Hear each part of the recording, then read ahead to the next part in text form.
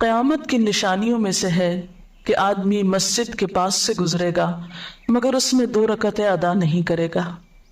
آج کتنے ہی لوگ ایسے ہیں کہ جن کے گھروں کے سامنے مسجدیں ہیں، وہ دن رات مسجدوں سے آوازیں سنتے ہیں لیکن مسجد کے اندر نہیں جاتے۔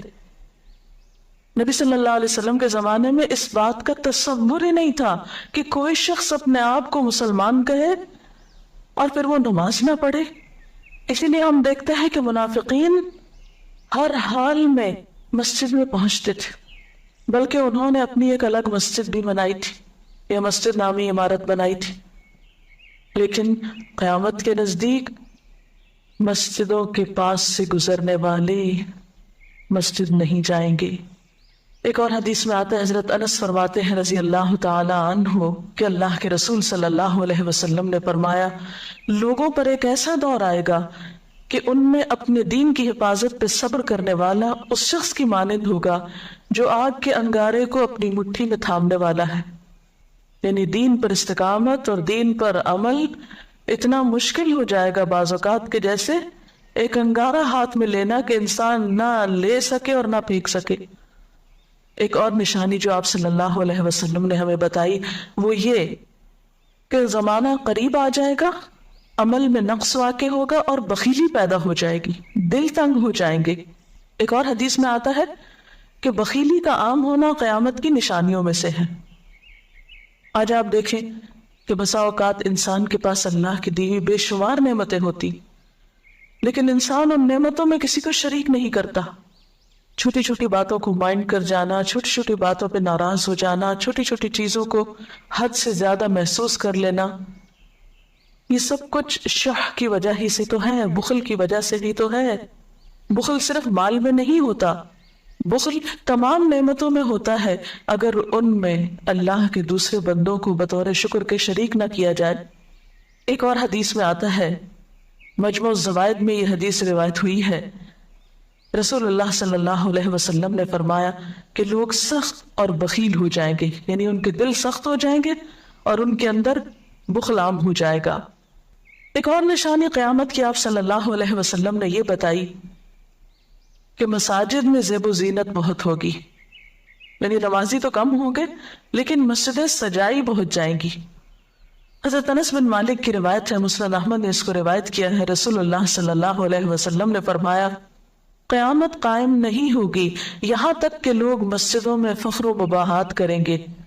یعنی مسجد کے بنانے میں، اس کے سجانے میں، اس کی آرائش میں ایک دوسرے کا مقابلہ کرنے لگیں گے۔ ایک اور حدیث میں آتا ہے کہ قیامت کی علامات میں سے ہے کہ لوگ مسجدوں کو سجایا کریں گے، یعنی اللہ تعالیٰ کو نماز پڑھ کے خوش کرنے کی بجائے مسجد بنا کے سجا کے خوش کرنے کی کوشش ہوگی۔ حضرت ابو الدرداء سے روایت ہے کہ جب تم لوگ مسجدوں کو سجانے لگو، قرآن کو مزین کرنے لگو تو تمہاری بربادی ہے، کیونکہ قرآن پاک پڑھنے کے لیے آیا، محض سجانے کے لیے نہیں۔ آج آپ دیکھیں کہ بسا اوقات ہم اسے پڑھتے کم ہیں، سمجھتے کم ہیں، اس کے مطابق زندگی نہیں بسر کرتے، لیکن خوبصورت انداز میں سنہری الفاظ میں لکھوا کر گھروں میں سجا دیتے ہیں۔ تو قرآن پاک سجانے کے لیے نہیں آیا، وہ تو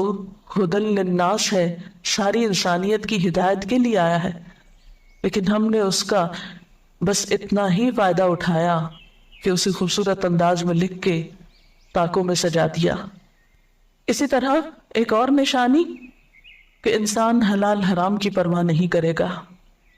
رسول اللہ صلی اللہ علیہ وسلم نے فرمایا، صحیح بخاری کی روایت ہے، لوگوں پہ ایسا وقت ضرور آنے والا ہے کہ آدمی اس بات کی بالکل فکر نہیں کرے گا کہ جو مال اس نے حاصل کیا ہے وہ حلال ہے یا حرام ہے، یعنی کس ذریعے سے حاصل کیا ہے۔ ایک اور حدیث میں آتا ہے کہ قیامت سے پہلے سود پھیل جائے گا۔ ایک اور روایت میں آتا ہے کہ ہر شخص تک اس کا کچھ نہ کچھ غبار پہنچے گا، یعنی کچھ لوگ تو براہ راست اس میں انوالو ہوں گے اور کچھ لوگ انڈائریکٹلی اس سے متاثر ہوں گے۔ اسی طرح قیامت کی نشانیوں میں سے ایک اور نشانی دیگر امتوں کی مشابہت اور تقلید ہوگی۔ حضرت ابو سعید رضی اللہ تعالیٰ عنہ سے روایت ہے،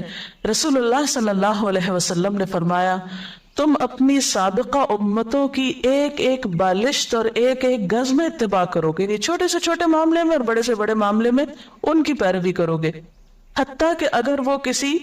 سانڈے کے سوراخ میں داخل ہوئے ہوں گے، یعنی گوہ کے سوراخ میں، تو تم بھی ان کی پیروی کرو گے، اس سوراخ میں بھی گھسو گے۔ ہم نے پوچھا یا رسول اللہ صلی اللہ علیہ وسلم،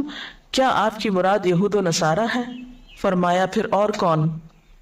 اور آج ہم مسلمان دیکھ سکتے ہیں کہ ہم کس کی پیروی کر رہے ہیں، کتاب اللہ اور سنت رسول اللہ صلی اللہ علیہ وسلم کی یا کسی اور کی۔ قیامت کی نشانیوں میں سے ایک نشانی زلزلے بکثرت آئیں گے۔ حضرت ام سلمہ سے روایت ہے، مسند احمد میں یہ روایت آتی ہے، رسول اللہ صلی اللہ علیہ وسلم نے فرمایا، قیامت سے پہلے موت کی سخت وبا پھیلے گی، پھر زلزلوں والے سال آئیں گے۔ ایک اور روایت میں آتا ہے، قیامت کی نشانیوں میں سے ہے کہ ناگہانی موت کثرت کے ساتھ ہوگی، یعنی اچانک ڈیتھ، یکا یک بیٹھے بیٹھے فوت ہو گئے۔ امام بخاری نے اس حدیث پر کچھ شعر بھی لکھے ہیں جن کا ترجمہ ہے، فارغ وقت کو غنیمت سمجھ کر کچھ رکوع کر لو، یعنی فارغ بیٹھنے سے بہتر ہے کچھ نوافل پڑھ لو، قریب ہے کہ تیری موت اچانک واقع ہو۔ تم کتنے ہی صحت مند لوگوں کو دیکھتے ہو جن کی صحت مند جانیں اچانک فوت ہو جاتی ہیں، یعنی ختم ہو جاتی ہیں۔ حافظ ابن حجر عسقلانی جنہوں نے بخاری کی شرح لکھی ہے فتح الباری، وہ کہتے ہیں یہ عجیب اتفاق ہے کہ امام بخاری خود بھی اسی طرح اچانک فوت ہوئے تھے، یعنی اچانک موت جو ہے وہ کسی پر بھی آ سکتی ہے، کوئی نیک ہو یا بد ہو۔ ہم یہ نہیں کہہ سکتے کہ ہم بہت نیک ہیں یا ہم بڑے اچھے کام کرتے ہیں تو ہمارے ساتھ یہ معاملہ نہیں ہو سکتا، یہ کسی کے ساتھ بھی ہو سکتا ہے۔ اس لیے جو وقت آج ہمیں حاصل ہے، جو لمحات آج ہمیں ملے ہیں، ان کو غنیمت سمجھے اور نیکی کے کام میں پیچھے نہ رہے۔ پھر قیامت کی نشانیوں میں سے ایک نشانی یہ بھی بتائی گئی کہ لوگ جان پہچان والوں کو بس سلام کریں گے۔ عامر بن اسود فرماتے ہیں رضی اللہ تعالی عنہ کہ ہم حضرت عبداللہ بن مسعود کے ساتھ ایک مسجد میں گئے تو جماعت کھڑی تھی، پھر لوگوں نے رکوع کیا اور ہم بھی رکوع کرتے ہوئے ساتھ شامل ہو گئے۔ اتنے میں ایک آدمی آیا اور کہنے لگا، ابو عبد الرحمن، یہ عبداللہ بن مسعود کی کنیت ہے، آپ کو سلام۔ عبداللہ بن مسعود نے حالت رکوع ہی میں فرمایا، اللہ اور اس کے رسول صلی اللہ علیہ وسلم نے سچ کہا تھا۔ نماز کے اختتام پر کچھ لوگوں نے آپ سے پوچھا کہ آپ نے فلاں شخص کے سلام پر یہ کیوں کہا کہ صدق اللہ و رسول، اللہ اور اس کے رسول صلی اللہ علیہ وسلم نے سچ کہا۔ ابن مسعود نے فرمایا، میں نے نبی صلی اللہ علیہ وسلم سے سنا